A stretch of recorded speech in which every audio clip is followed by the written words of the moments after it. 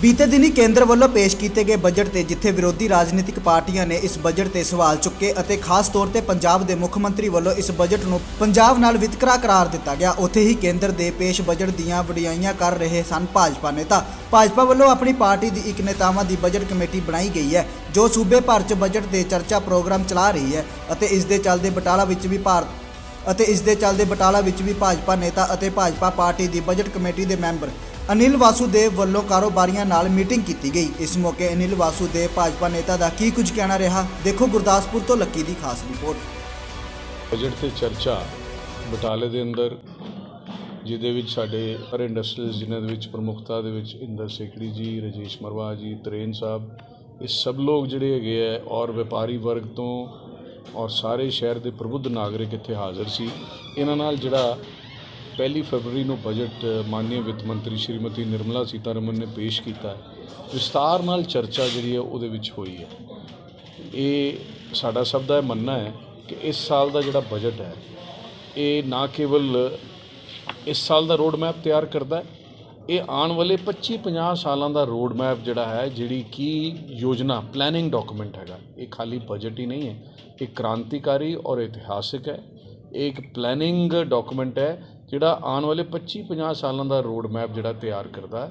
ਇਹਦੇ ਵਿੱਚ ਨੌਜਵਾਨਾਂ ਨੂੰ ਇੰਪਲੋਇਮੈਂਟ ਦੇ ਲਈ, ਕਿਸਾਨੀ ਸੈਕਟਰ ਨੂੰ ਬਹੁਤ ਵੱਡੇ ਫਾਇਦੇ, ਮਹਿਲਾਵਾਂ ਦੇ ਲਈ, ਇੰਡਸਟਰੀ ਦੇ ਲਈ, ਵਪਾਰੀ ਵਰਗ ਦੇ ਲਈ, ਫਾਈਨੈਂਸ਼ੀਅਲ ਸੈਕਟਰ ਦੇ ਲਈ, ਇਹ ਸਾਰੇ ਸੈਕਟਰਸ ਦੇ ਵਿੱਚ ਜਿਹੜਾ ਹੈਗਾ ਬਹੁਤ ਵੱਡੇ ਫਾਇਦੇ ਜਿਹੜੇ ਇਹਦੇ ਵਿੱਚ ਐਲਾਨੇ ਗਏ ਹੈ ਕਿ ਇਹ ਖਾਲੀ ਟੈਕਸ ਦਾ ਫਾਇਦਾ ਨਹੀਂ ਹੈ। ਇਸ ਬਜਟ ਦੇ ਅੰਦਰ ਤੁਸੀਂ ਕਲਪਨਾ ਕਰੋ 10 ਲੱਖ ਕਰੋੜ ਦੀ ਇਨਫਰਾਸਟਰਕਚਰ ਦੇ ਵਿੱਚ ਇਨਵੈਸਟਮੈਂਟ ਇਸ ਸਾਲ ਦੇ ਅੰਦਰ ਹੋਣੀ ਹੈ।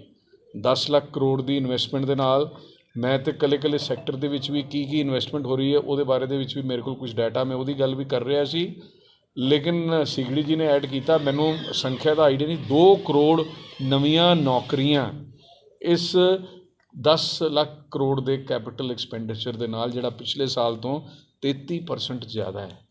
ਤੁਸੀਂ ਕਲਪਨਾ ਕਰੋ 10 ਲੱਖ ਕਰੋੜ ਦੇ ਨਾਲ ਕਿੰਨੇ ਕੁ ਇੰਸਟੀਚਿਊਟਸ, ਕਿੰਨੇ ਕੁ ਨੈਸ਼ਨਲ ਹਾਈਵੇ, ਕਿੰਨਾ ਹੀ ਰੇਲਵੇ ਦਾ ਜਿਹੜਾ ਮਾਡਰਨਾਈਜੇਸ਼ਨ, ਅਪਗ੍ਰੇਡੇਸ਼ਨ ਦਾ ਕੰਮ ਜਿਹੜਾ ਹੈਗਾ ਉਹ ਹੋਏਗਾ ਔਰ ਕਿੰਨੀਆਂ ਨੌਕਰੀਆਂ ਇਹ ਤੋਂ ਜਨਰੇਟ ਹੋਣਗੀਆਂ ਉਹਦੀ ਤੁਸੀਂ ਕਲਪਨਾ ਕਰ ਸਕਦੇ ਹੋ।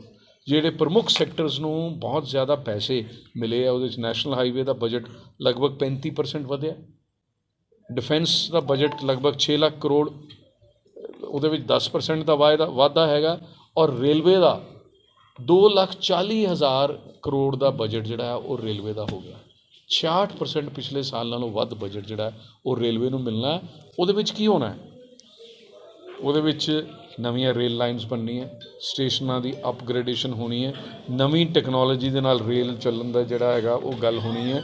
ਗੱਲ ਕਰ ਰਹੇ ਸੀ ਕਿ 2026 ਦਸੰਬਰ ਤੱਕ, ਜਿਨ੍ਹਾਂ ਨੇ ਮਾਨਯੋਗ ਰੇਲ ਮੰਤਰੀ ਦੀ ਸਪੀਚ ਸੁਣੀ, ਤੁਹਾਡਾ ਦੇਸ਼ ਈਵਨ ਜਿਹੜਾ ਬੁਲਟ ਟ੍ਰੇਨ ਦੇ ਪ੍ਰੋਜੈਕਟ ਦੇ ਵਿੱਚ ਅਗਰਨੀ ਹੈ ਔਰ ਦਸੰਬਰ 2026 ਦੇ ਵਿੱਚ ਬੁਲਟ ਟ੍ਰੇਨ ਸ਼ੁਰੂ ਹੋਣ ਵਾਲੀ ਹੈ ਔਰ ਉਹ ਤੁਸੀਂ ਅੰਦਾਜ਼ਾ ਲਾਓ ਕਿਸੇ ਜ਼ਮਾਨੇ ਦੇ ਵਿੱਚ 70-80 ਕਿਲੋਮੀਟਰ ਦੀ ਰਫ਼ਤਾਰ ਦੇ ਨਾਲ ਟ੍ਰੇਨ ਚੱਲਦੀ ਸੀ, ਅੱਜ 130 ਕਿਲੋਮੀਟਰ ਦੀ ਰਫ਼ਤਾਰ ਨਾਲ ਚੱਲ ਰਹੀ ਹੈ, ਆਉਣ ਵਾਲੇ ਸਮੇਂ 'ਚ 180 ਹੋਣ ਵਾਲੀ ਹੈ ਔਰ ਬੁਲਟ ਟ੍ਰੇਨ 350 ਕਿਲੋਮੀਟਰ ਪਰ ਘੰਟੇ ਦੀ ਸਪੀਡ ਦੇ ਨਾਲ ਚੱਲੇਗੀ।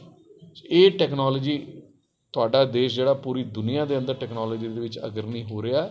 ਨਵੇਂ 157 ਮੈਡੀਕਲ ਕਾਲਜ ਦਾ ਖੋਲ੍ਹਿਆ ਜਾਣਾ, ਉਹਦੇ ਨਾਲ 157 ਨਰਸਿੰਗ ਕਾਲਜਿਸ ਦਾ ਖੋਲ੍ਹਿਆ ਜਾਣਾ, 740 ਇਕਲਵਯ ਸਕੂਲ, ਇਕਲਵਯ ਰੈਜ਼ੀਡੈਂਸ਼ੀਅਲ ਸਕੂਲ, ਜਿਹੜੇ ਉੱਤਮ ਕਿਸਮ ਦੇ ਸਕੂਲ ਤੁਹਾਡੇ ਜ਼ਿਲ੍ਹੇ ਦੇ ਵਿੱਚ ਵੀ ਖੁੱਲ੍ਹੇਗਾ ਔਰ ਰੇਲਵੇ ਦੇ ਲਈ ਜਿਹੜੀ ਅਪਗ੍ਰੇਡੇਸ਼ਨ ਦੀ ਗੱਲ ਹੈ ਉਹਦੇ 'ਚ ਗੁਰਦਾਸਪੁਰ ਦਾ ਸਟੇਸ਼ਨ ਵੀ ਸ਼ਾਮਿਲ ਹੈ, ਬਟਾਲੇ ਦਾ ਸਟੇਸ਼ਨ ਸ਼ਾਇਦ ਉਹ ਇਸ ਵਾਰੀ ਨਹੀਂ ਹੈ, ਅਗਲੀ ਵਾਰੀ ਆਏਗਾ।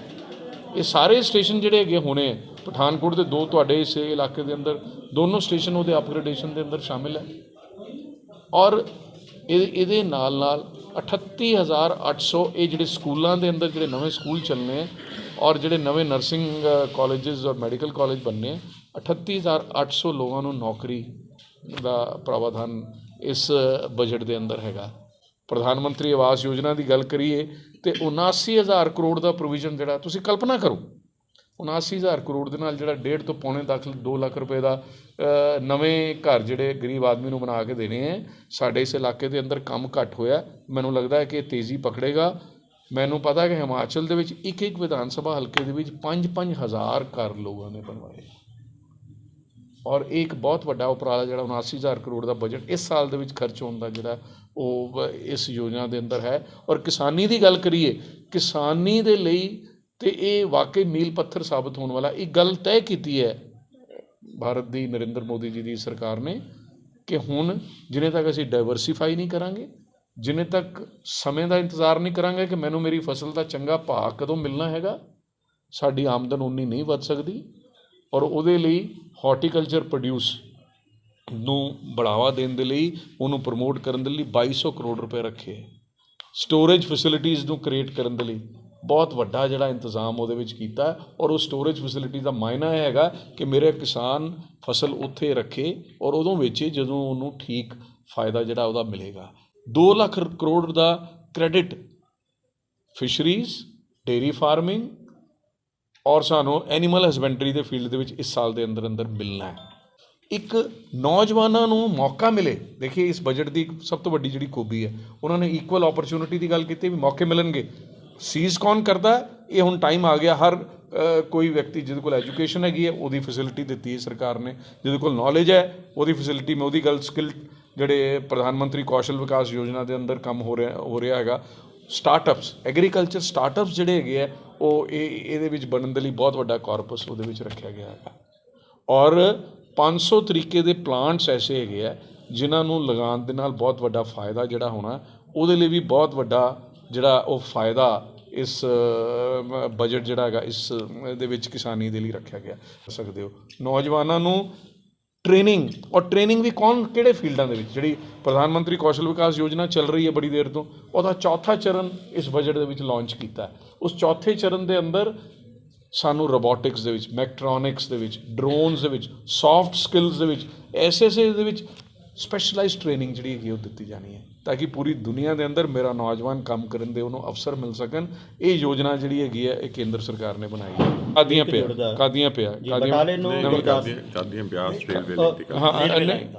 Rail line. ਦੇਖੋ ਇੱਕ ਰੇਲ ਲਾਈਨ ਵੀ ਜਿਹੜੀ ਹੈਗੀ 18 ਨਾ ਪੰਜਾਬ ਦੇ ਵਿੱਚ ਮੇਰੇ ਖਿਆਲ 12 ਕਿ 18 ਰੇਲ ਲਾਈਨ ਦੀ ਗੱਲ ਜਿਹੜੀ ਹੈਗੀ ਆਈ ਹੈਗੀ ਹੈ, ਕਿਉਂਕਿ ਬਜਟ ਬੜਾ ਇੱਕ ਡਿਟੇਲਡ ਡਾਕੂਮੈਂਟ ਹੁੰਦਾ ਹੈਗਾ।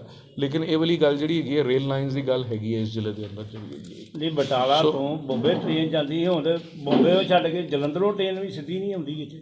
देखिए ना डबल लाइन है, डबल लाइन कदों होनी है? 70 साल हो गए, 75 साल ऐसा हैगा। डबल लाइनां बहुत हुई हैं, तुसीं ये नहीं कह सकते कि डबल लाइनां पूरा दिल्ली तो जम्मू जिहड़ी हैगी डबल लाइन हो चुकी। पहले कित्थे सीगी? पिछले 5 सालों के अंदर अंदर होई है। आप ये गल भी ਅਸੀਂ ਬਟਾਲੇ ਨੂੰ ਕਿਉਂ ਨਹੀਂ? मैं ਬਟਾਲੇ ਦੀ ਗੱਲ ਹੀ ਕਰ ਰਹੇ ਹਾਂ ਕਿ ਸਟੇਜ ਵਾਈਜ਼ ਬਟਾਲਾ ਵੀ ਦੇਖੋ ਇਹ ਲਾਈਨ ਕਿਸ ਤਰੀਕੇ ਨਾਲ ਪੋਪੂਲਰ ਹੋ ਸਕਦੀ ਹੈ। ਇਹ ਵੀ ਗੱਲ ਤੁਹਾਡੀ ਬੜੀ ਵਾਜਿਬ ਹੈ ਔਰ ਮੈਂ ਜ਼ਰੂਰ ਜਿਹੜਾ ਹੈਗਾ ਆਪਣੀ ਉਹਦੇ ਨਾਲ ਵੀ ਟੇਕਅਪ ਕਰਕੇ ਇੱਕ ਨੋਟ ਅਸੀਂ ਭੇਜਣਾ, ਉਹਦੇ ਵਿੱਚ ਰੇਲ ਇਨਫਰਾਸਟ੍ਰਕਚਰ ਨੂੰ ਇਸ ਇਲਾਕੇ ਨੂੰ ਲਾਭ ਮਿਲੇ, ਇਹਦੀ ਗੱਲ ਆਪਾਂ ਜ਼ਰੂਰ ਜਿਹੜੀ ਹੈਗੀ ਉਹ ਕਰਾਂਗੇ।